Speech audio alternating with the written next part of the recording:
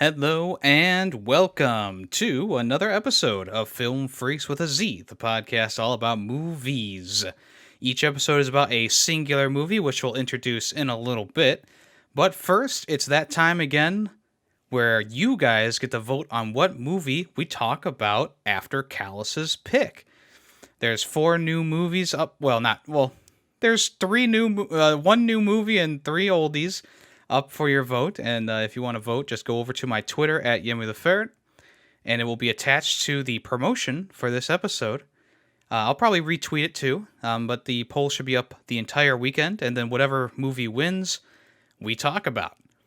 And if there's a tie at the end of the day, the one that was winning the longest will be the one that's chosen. The movies you can vote on are Soylent Green, which was recommended by Chameleon, Hard Boiled, which was recommended by Antiskew, The Good, the Bad, and the Weird, which was recommended by Player 2, and The Irishman, which was recommended by KG Productions.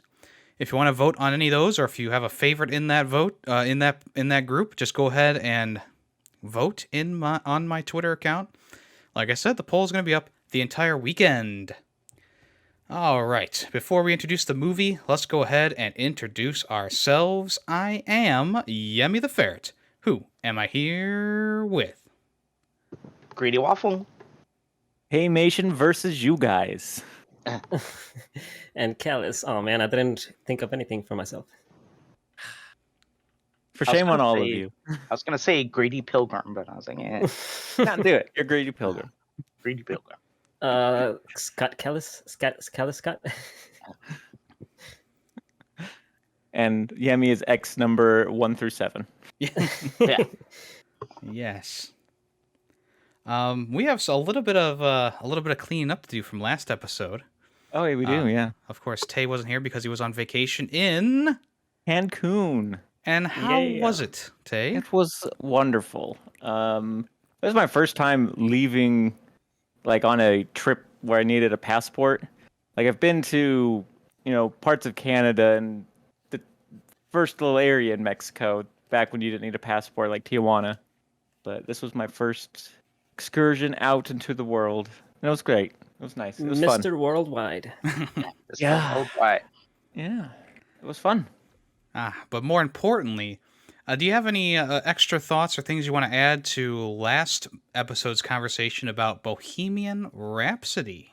Yes. So, you were I'm very thankful that you looked up most of what I just said. Like, there was a lot of fake stuff, so we actually looked it up. I appreciate that. You did miss one though, is how he met. Like, when they formed the band, they were already roommates. They didn't meet at some weird gig for another band or whatever. No, they were roommates already. Wow. Okay. All right. But other than that, yeah. Like I said, I felt like the movie was just made so they could play Queen music and make money, because of course Queen music's gonna make money. And it was an entertaining, if not, a fictional story. But yeah, I agree. The edits were just bad. Like, I didn't even notice them because, like, I don't know, didn't have my full attention, especially on that one scene when they're at the diner. But then my friend showed it to me later. He's like, "You didn't notice this?" I was like, "Oh my god, I did not. How did I not notice this? This is awful." Yeah, I think the rest of the guys said the same thing. I was really the only one who really noticed it. First watch. Yeah, it was bad. It was bad, and I almost was like, "No, this has got to be like an fan edit to make it look worse than it really was." But then when you mentioned, I was like, "Okay, nope, it was real." That's so bad. Yeah, because he mentioned, it's like, it looked like a 12th grader who just learned how to use Premiere was editing it. Yeah. It was bad. Look what I can do, Mom. But yeah, other than that, like I said, good music. It was a fun story. Like I said, even though it was fictional, for the most part. And the last, the concert was great. The last concert. But yeah, I agreed with pretty much what you guys said, where it should have been more about Queen and not just Freddie. Yeah, and if they're gonna do a movie about Freddie, try and make it a little bit more accurate, huh? Yeah, Exactly. that what you said about them being roommates pre-band, it's like, well, that kind of changes the whole context of everything. So Yeah, they just meet him randomly at a bar and sing to him, and they're like, "Okay, this guy's in." Oh man. But yeah, that's my 2 cents on the matter. very Alrighty good. then. Well, Tay, go ahead and keep on talking because you I'm gonna keep recommended talking. today's episode's movie. I sure did. Scott Pilgrim vs. the World came out in 2010, even though in my brain I was thinking 2009 for some reason. 2010, directed by Edgar Wright. Features Michael Cera, Mary Elizabeth Winstead, or how you say it, Kieran Culkin, Chris Evans, Brie Larson, Aubrey Plaza, Brendan Roth, something Schwartzman. Star-studded cast. Yeah, Ellen Wong. There's a bunch. Jason Schwartzman, that's his name. And the synopsis, is Scott Pilgrim is a mediocre bassist at best, and wants to date Ramona Flowers, but to do that, he has to fight off her 7 evil exes. What is a man whore? That's what he is. Nah, I'm kidding. So funny you mentioned that. In the comics, he really is. So the comics set up really good that he is a fighter and he just like goes through women like crazy. They did that a little bit in this movie, but the first fight you see, like that was kind of the payoff of like, oh, he's a fighter, by the way. And I thought it worked. It was fun when Matthew Patel shows up with his mystic powers. But I mean, listen, have any of you read the comics? I'm guessing no. No, I haven't. I played the game. Does that count? The game is There's the a game game. follows. Yeah, the game follows the books a little better than the movie does. Naturally. Of course. Yeah. So, where do I start then? So overall, I guess. How do you guys actually? I don't care. How do you guys like just how the movie begins? Like how we get kind of this little introduction to the characters, and then, they play the credits while they're playing music. What do you guys think of that? Because you don't see that a lot in modern movies nowadays, where the credits run first. Okay, I guess I'll go first. I actually really liked it. The entire movie is like very stylized, and they just like went full force over the top, like all the special effects and crazy visuals, and I really do appreciate that. And yeah, like the intros are very appropriate for what kind of movie we got. Yeah, it sets it up quite nicely for what to expect for the rest of the movie, and the music's pretty good. It's that indie kind of garage band type sound, and like you said, Scott's not the greatest bass player ever, as we learn later in the movie for sure, but I think it kind of it rocks. Yeah, it does. Yeah, The format's good. I really enjoyed it, and I do agree with you guys that it sets up like the mood or the theme for the whole movie. Yeah, agreed. I just was wondering because I know, like, I watched this with my brother-in-law once, and he was just like, "Why were the credits before the movie? I hate that." So I was like, oh. So I was wondering, since you guys are kind of his age, if how you felt. Yeah, I didn't mind. I Yeah, thought it was a good way to start it off, I guess. Huh? Yeah, I liked it. Yeah, kind of has like that Saturday morning cartoon feel to it. Yeah. Well, I like that we like I said, it introduces the 4 main characters, well, ish, right off the bat. You get Scott, Kim, Steven, Knives, and Neil. And you get the little facts about them, which is straight from the books. Like, anytime a character's introduced, there's a little like nameplate for them. This is like, here they are, here's their thing. So like, Steven's the talent, Scott's awesome. Kim's the drummer. Yeah, I like that. The whole movie's kind of like a comic book, because like sometimes the words will appear on screen, like, and the transitions also are very comic book esque. It swipes to the side or zooms out of or zooms into like their room, because like in a comic book you would see the door, then you would zoom into the room. It's like an establishing shot into it was really fun to watch.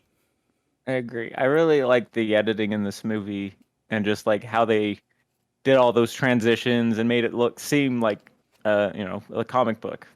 did a better job Yeah. than say like the first Hulk movie back in like '98 or whatever. Oh, that one.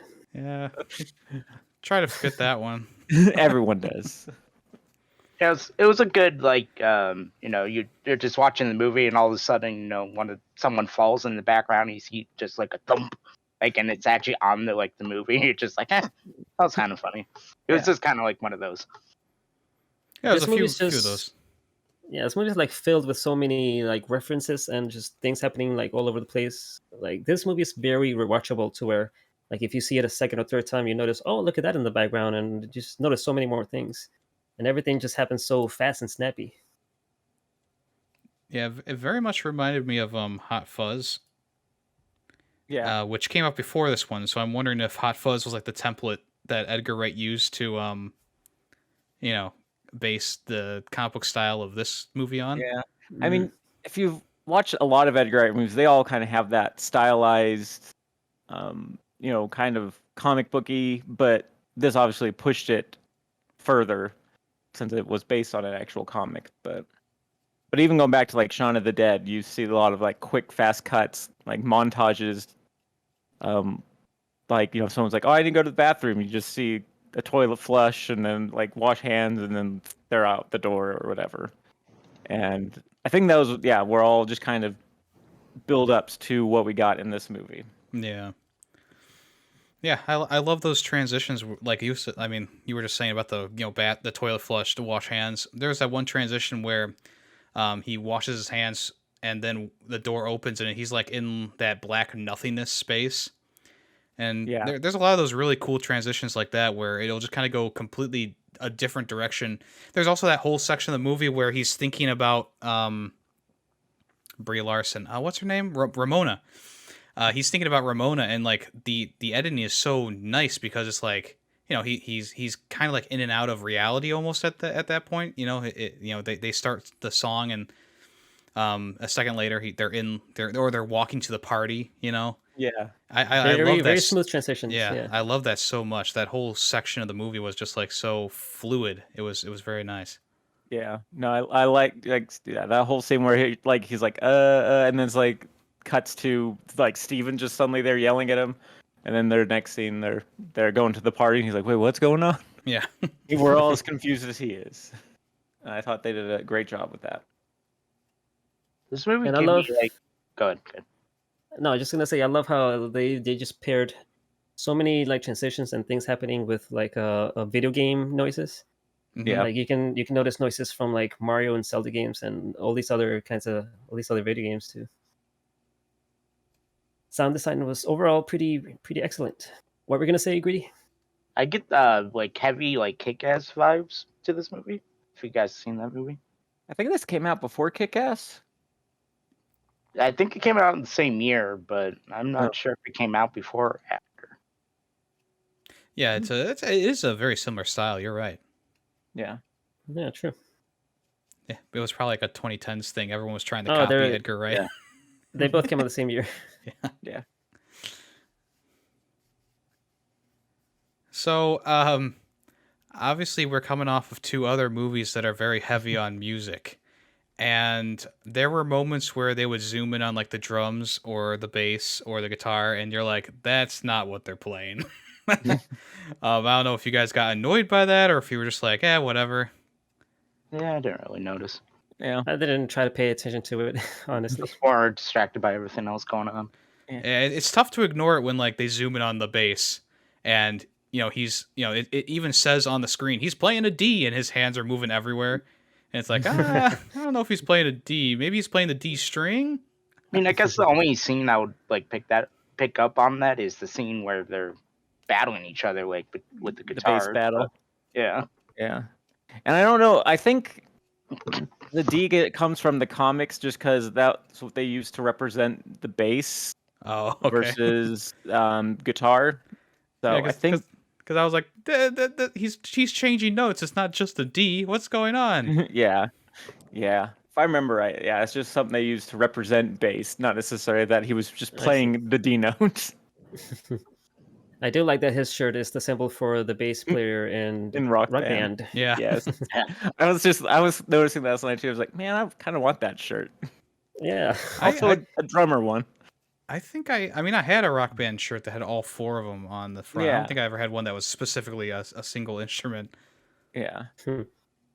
Maybe they I need made to that get the guitar one. specifically- Yeah, made it specifically for this movie. Yeah. They probably found it at a store and like perfect, and that was it. Yeah. Props to the prop design. You know. Yeah.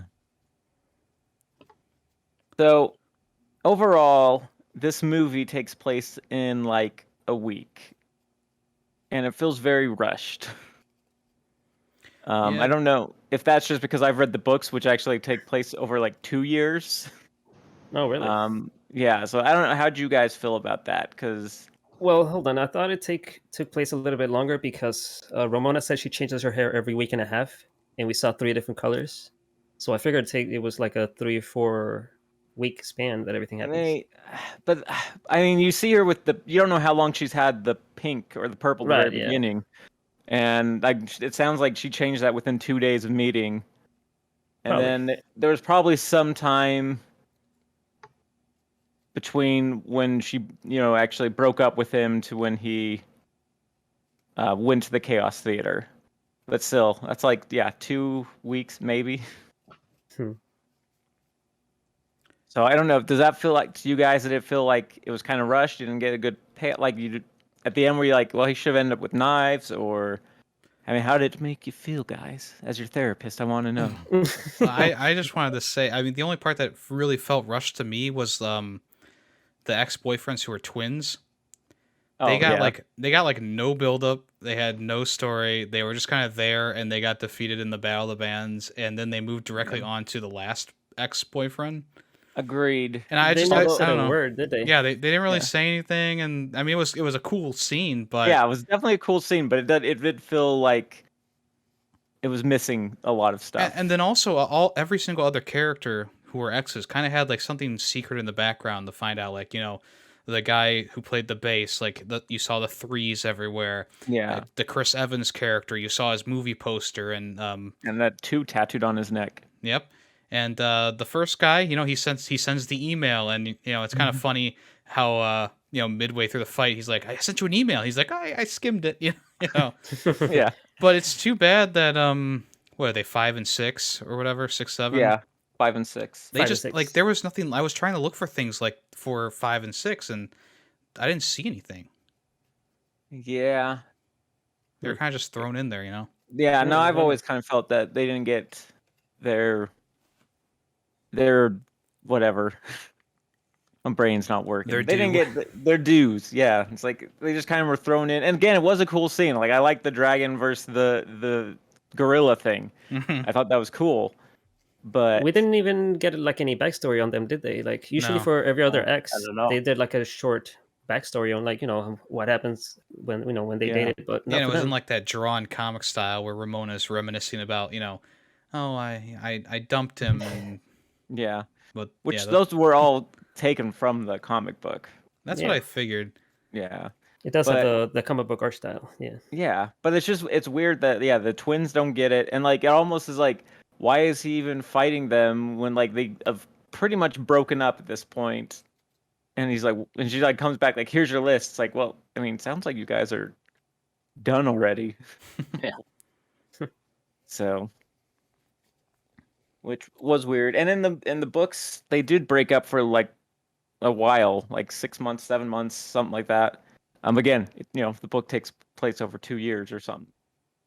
So they So- finally do get back together, and then he fights the twins. So how many like books are there exactly? I think there's 7. Yeah, I think each book is an X. I see. Makes sense. Yeah, well, except for the twins, they get a joint book. But Sad. then I think there's, like I said, that book in between that where they're broken up and stuff. And I think that's the one, like, you kind of get some of the titles of the books throughout the movie. Like Infinite Sadness is like, it's Scott Pilgrim versus the Infinite Sadness is one of the books. The World, Scott Pilgrim versus the World is like the second book, and then like the last one, Scott Pilgrim versus Everyone or something like that. I need to Interesting. I need to make a correction. I said that Ramona was Brie Larson. It's actually Mary Yes. Elizabeth Winstead. It was. I Yes, thought Yes, get it correct. I thought you were talking about Envy Adams, but and I was like, whatever. I'll let it slide. My bad. Yeah. Yeah, Brie Larson, Captain Marvel and Captain America both in this movie, and they're both just dickwads. Yeah. I love Chris Evans as a jackass. No, Chris Evans was one of my favorite characters in this entire movie. Me too. All right, so everyone, who is your favorite X? Chris Evans. Yeah, number two. Good. 3 was good. I did like 3, but I would probably go with Chris Evans. Yeah, 3 was good. 4 was good. Both a little too quick. The ending for 3 was why even drink that cup of coffee anyway? I liked the vegan police. I thought that was funny. Yes, that was a great touch. Yeah, and I think the cinematography when he punches the highlights out of Knives' hair is really well done. That's funny. Would you say that scene is visceral? No. No, I don't think there was. I mean, I don't know. I wouldn't say that. No. All right, just checking. But even number 4 was kind of quick. I mean, I know she showed up earlier in the movie, but I mean, it was like a quick little jaunt with Ramona, and that was it. Yeah. I do like how Ramona grabbed Scott's hands and feet and stuff and was moving him around because he was like, I can't hit a woman. They're soft. They are soft. That was a cool scene. Yeah. I feel like another thing kind of rushed is Scott's character growth, because you see him at the beginning, he's definitely just kind of a sleazeball, and he kind of has his character growth in a scene. He's like a jerk to suddenly, oh, okay. And it felt a little forced in my opinion, but it didn't feel earned. I don't know how you guys feel about that, but yeah, I don't know if I would describe him as a sleazeball per se. I mean, I know it's kind of he was dating a high schooler. Yeah, I mean, and they gave him crap for that during the movie, so they did. It's not like they were promoting, that kind of thing. I think they, I mean, just the consistent poking fun at him and stuff during the movie was good enough for me. It's a basic rebound type thing, I guess you could say, because he was dumped by someone that he obviously still was in love with. Even later in the movie, it shows that. Agreed, but I still feel like his character growth was not really earned. I mean, a little bit, but I don't know. It's the one thing that kind of always bugs me about this movie. Just how is it not earned? He defeated all the X's. Well, the character growth is him accepting that he cheated on both of them, and the power of self-respect and love. Yeah, it's just all kind of in the end. I thought the scene was, it functioned for what it was. He did earn.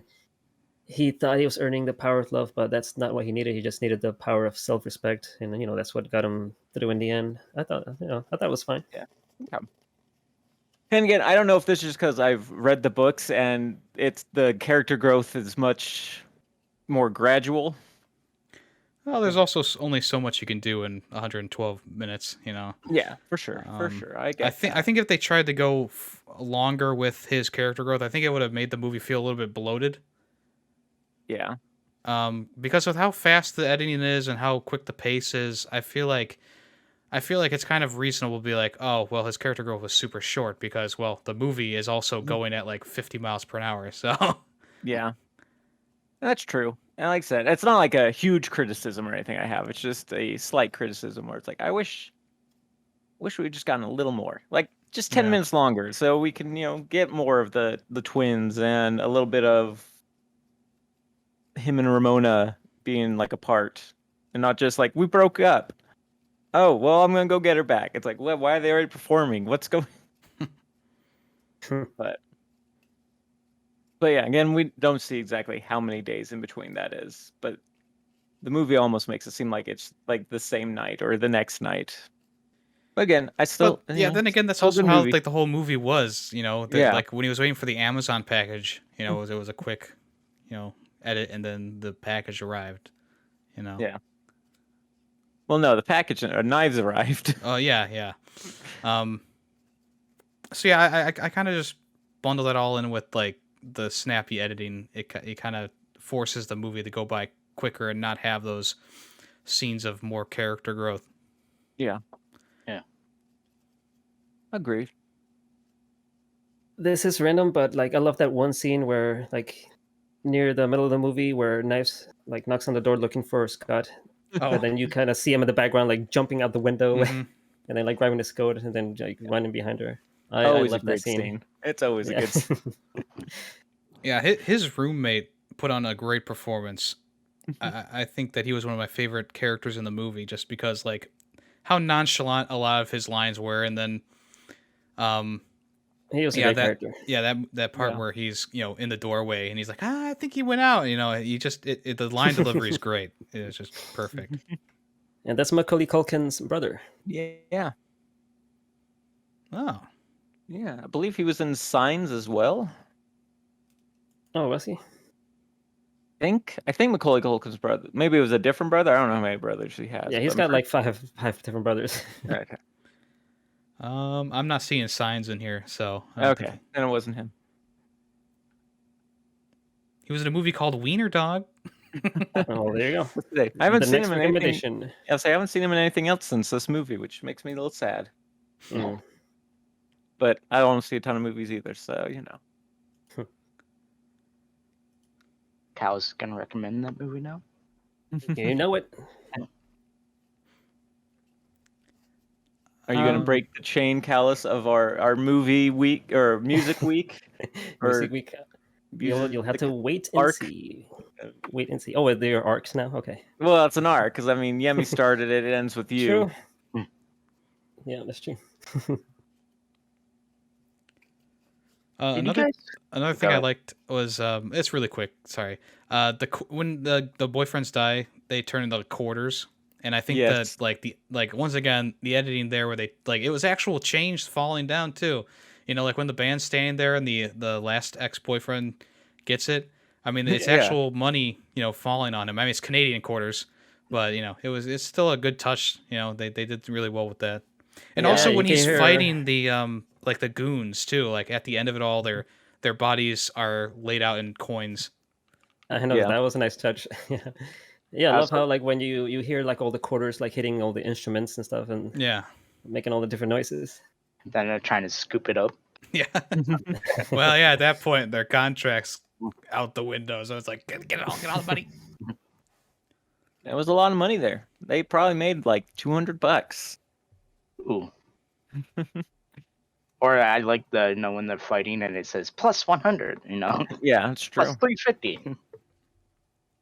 I don't know. There's another thing I don't know if you guys noticed, but the fight against Gideon at the end when he pulls out his pixel sword, Mhm. The wake of the sword, anything in the wake turns to pixels for a second as it like swoops through the air. Yeah, that was so fast I didn't even notice it. Yeah, Yeah. I didn't It notice. took I me a noticed few- like when he a was few pulling it out, I watches. noticed. Yeah, but it's throughout the whole fight, which I'm just like, Nice. damn, how'd they like? That'd be so hard to I feel like render. It's just crazy. That's what I appreciate about this movie. Is like we know everything about this movie is like super fake, but they just lean into it so hard that it's just become stylized, and it's actually Yeah. very cool, and it works for it.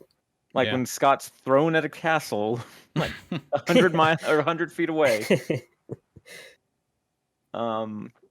Yeah, no, they did a good job with a lot of the just little touches. Like even if they're fighting, like there's just little swirls of like lines, that fade away as they're moving fast, and just all these little things like details. It's like, you guys made it look more like a comic, and that's awesome.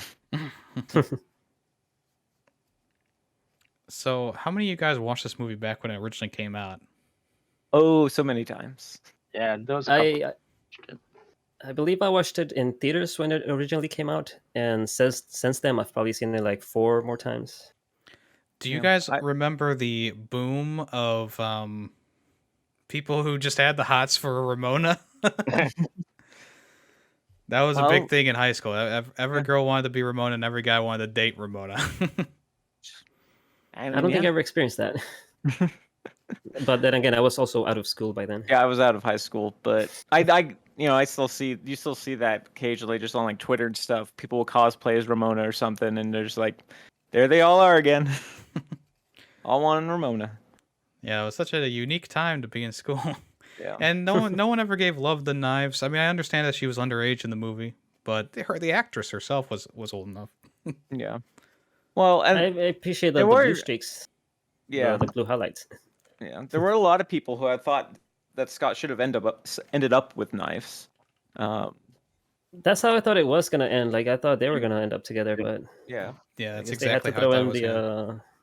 Because they had to throw in the happy ending, well, I think they filmed correct ending. They filmed it both ways because the last book actually wasn't out yet, so they filmed it. So they didn't know. The writers didn't know, so they filmed it both ways, and then they just picked the way that the book ended. Oh, okay. And in the book, it made more sense why he ended up with Ramona. Well, in this one, is like, yeah, maybe it should have been Knives, but again, underage, so. Yeah, you see, the one kind of like, I guess it's not really a criticism, but the critique I have is that he seemed to be happier with Knives. I mean, when they were doing like the ninja dance game and in the record shop, and then he starts dating Ramona. It's like, even though he's happy, I mean, he has to fight all these people, and the relationship goes sour pretty quickly. It is true that she seems to match his geekiness. Yeah, so I do think that he probably should have ended up with Knives in this movie version of the book. But at the end of the movie, she's 18, so it's not weird anymore, right? That's what I'm gonna say. Yeah, she did have a birthday like within the week, so she is 18 by the end. Yeah, and again, he's only 22. It's not a huge age difference. No, yeah, it's still a little creepy and weird. Yeah. Like I said, they do a good job at like poking fun at and being like, hey, that's kind of weird, dude, Yeah. So I think they do a good job of like not glorifying it, but kind of keeping it, keeping the criticism hot on Scott until he breaks up with her. Yeah. Speaking of the girls, did you guys like the costumes? What do you guys think of like the dress designs and all that? Because you could tell like they were wearing wigs, which obviously, they are, but it was just, I don't know, like Ramona's hair, it just seemed off-putting, like throughout the movie. Yeah, didn't bother me. Yeah, could have fooled me. I mean, yeah, I didn't really pay too much attention to that, but I did pay attention to like everyone's wardrobes, and I do like everyone's outfits. Yeah, like the thing that everyone was wearing at the final scene in what's the club called? Chaos. Yeah, that like everyone had like really cool outfits. Yeah, the only wig that really stood out to me was Brie Larson's. Why is that? I don't know. Just, and it's weird because it's like her natural hair color, kind of, but it's like it was just bigger and longer than her hair was. So I don't know, it just kind of stood out more as a wig to me than any of the others. Yeah, I can't fully say why that one, but it is.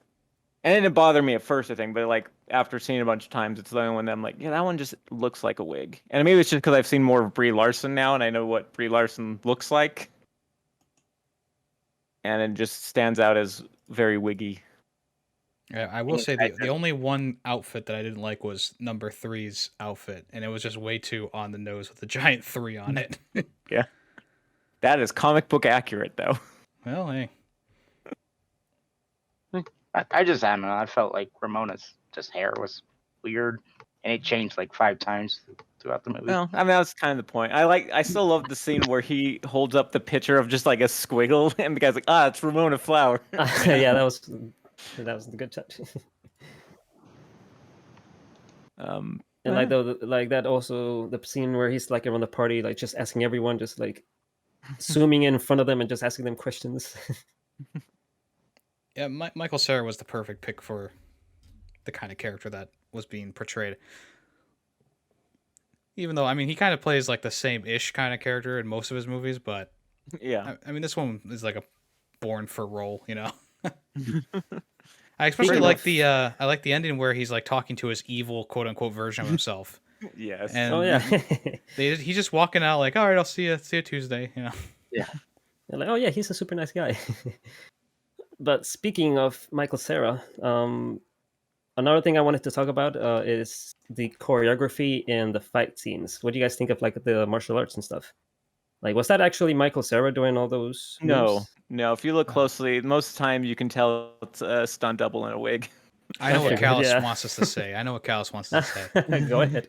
Not as good as something that Jackie Chan would do. That's for sure. Yeah. But I still enjoyed all the fight scenes, and I thought they Yeah, I did a thought good job. the choreography was worked out pretty good. When they're doing like floaty wire things, but when they're actually just on the ground and doing the Yeah. kung fu moves, I thought that was really cool. And also I like the use of weapons. hmm Also very cool. The one weapon that kind of bugged me the most was Roxy's belt. It just most of the time seemed too CGI, like animated, like not following physics. Aw. Like it was Now cool. I'm It's hurt. a cool idea. It's a cool idea. And don't get me wrong, but I just feel like it didn't age as well as it because I think it looked better originally, but now it's just like I think they've done better stuff, so it just stands out as weird. Well, I really liked it because I'm Yeah. partial to whips. Yeah, Because no, I'm a again, Castlevania fan, not because of anything else. yeah. Okay. Again, I think it's a cool weapon. I like that it's her belt, and I think that's all cool. It just didn't seem to be behave the most realistically in physics. Yeah. Which I think was kind of the point. She's a ninja. She breaks physics. That's what ninjas do. Yeah, I like the way she moves, like as a shadow form. Yeah. And I like Ramona's big hammer. That's also cool. Big hammer. Well, anything else you guys want to talk about or go over? No, I think I'm good. Yeah, I'm good too. me as well. So, Callus, what do you got for us? Yeah, about to say cows. Me? You're the one who said you weren't done. Oh no, I'm done. I'm good. Oh, okay. we can move on to the final thoughts. All right. All right. So my final thoughts. I guess I'll go my pick. Right? That's how it works. That's how it works. That's how we do. All right. So my final thoughts. Obviously, I'm a big fan of this movie. Like, I even pulled out my DVD of it because I wasn't gonna rent it or watch it with commercials through IMDb. So obviously, I love this movie. I've seen it a bunch of times. I saw it like 3 or 4 times in theaters, then several times since it's come out. Read the books and everything. It's fun. It's a fun movie. I think they did a really good job of adapting it from the books. Obviously, sped it up a little bit. Missed a little some of the character development, but that's okay. Acting I thought was good. The choreography was good. The music was good. Overall, I'd give it a 4.5 out of 5. Cool. All right. I meant to ask you guys before you go next, Yemmy. No, actually, you can figured go we next now could, since you're talking. Yeah, because I figured we could just go in order, like in the order that we usually go, like Yemmy, Greedy, Tay, me. So if Greedy goes first, then I'm Tay next. goes next, and then me, etc. Sure, we can do that. For a lot, cows. I think that's originally how I designed it to go, and it kind of just ended up being the You person always picks the say- movie and then me next. I remember that's how it was in the beginning, and then something happened. Well, let's go back to that. Callus, go ahead and do your thing. Sure thing. So Scott Pilgrim, I've seen this movie many times, and I've always very much enjoyed. Being that I'm a huge video game fan, and this game is like so centered around video games, I really love that part. But just also the star-studded cast is great. Like all the acting is great. Everything just puts everything. Everyone seems like they're having so much fun with the movie, and it shows. Like it's like a very fun, action-packed. The comedy is great. The music is great. Like I don't know, I just get like very into it every time I watch this. But I would have to give it a 4.5 out of 5. All right, Greedy, you're up. No, you're up. No, you're up. Oh, you're right. See Sorry. me next. Sorry, guys. You know the order. I'm running on fumes right now. I went to bed at 4:30 last night. Oh wow. Elden Ring. Well, I couldn't sleep, so yes, I did play Elden Ring, but Okay. that's besides the point. I enjoy the movie. I think the editing is the best part of it. The snappy editing and how quick and clean the movie goes. And there's a lot of memorable scenes, quotable lines, just funny moments that have me laughing. I think I have a similar criticism as Tay's, where it's like I do wish they had focused a little bit more on a few characters or a few moments, and maybe extended out more of, what was going on, between the dragon twins, I'll call them, because that was just like, it was just kind of there and gone, and it didn't really matter in the long run. So I wish there was a little bit more there. But for the most part, really enjoyable movie. Had a lot of fun with it. Great soundtrack. Music was great. Editing was great. Acting was good. And Chris Evans, call me. I'm going to give it a 4.5 as well. All right. Yeah, I agree with mostly what everyone has said so far. I do love the action-packed movie, and I love like the video game theme of it. The fact that he was going for a 17-year-old was a little off-putting, but that changes at the end, I guess. I mean, it doesn't really make it better, but it was just like a little off-putting. Ramona's hair, it just seemed off for me too. But no, it's still a great movie. Still love the acting. Still love the scenes and like the pop-up comments like on the screen. Got me laughing a lot, and the movie made me laugh a lot as well.